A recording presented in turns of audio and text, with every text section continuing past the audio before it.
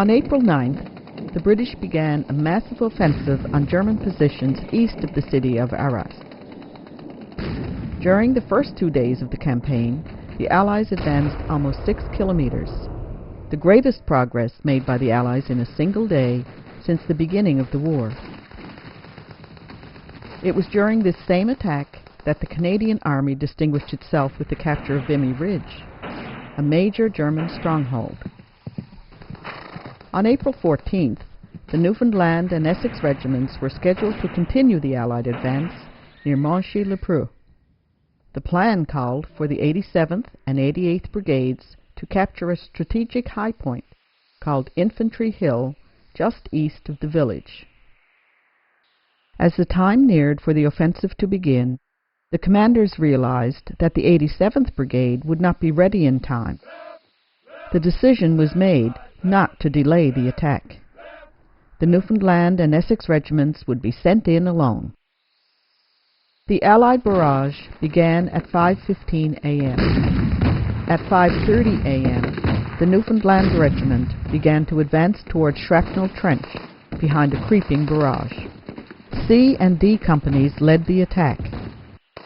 The men soon reached their first objective, Shrapnel Trench, which was mostly deserted, so they proceeded quickly to Infantry Hill. As they advanced, A Company set up machine gun positions to the south of Infantry Hill. These posts would be the regiment's only protection on its right flank. The Essex, advancing on the north side of the hill, protected the left.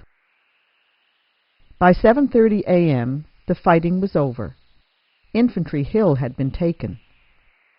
With the Essex to the north and the Newfoundland Regiment to the south, the Allies now held a strategic position.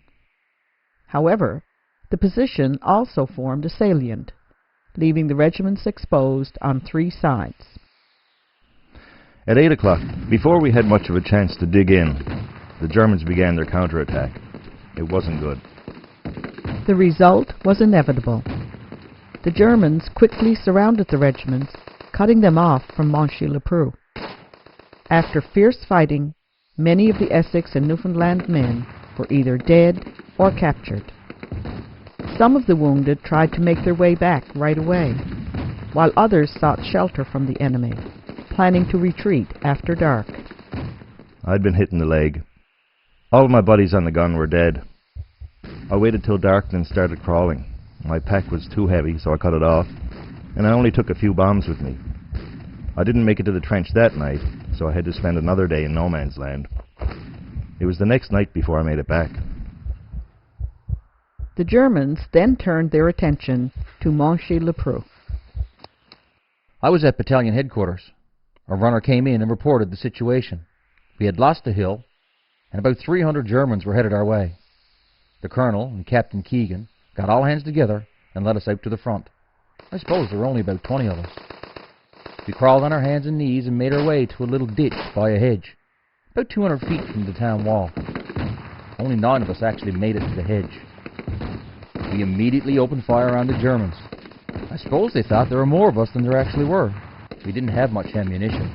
We scavenged guns and bullets along the way, including those of the dead, so we had to make sure that every bullet counted. I tell you, there was some great sharpshooting that day. It was enough to hold off the German counterattack.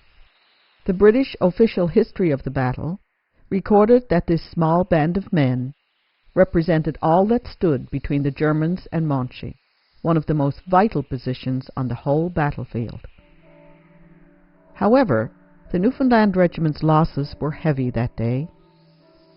More Newfoundlanders and Labradorians were lost in the fighting at Monchy-le-Preux than in any other battle except Beaumont-Hamel. In total, 166 men of the Newfoundland Regiment had been killed, 141 wounded, and 150 taken prisoner.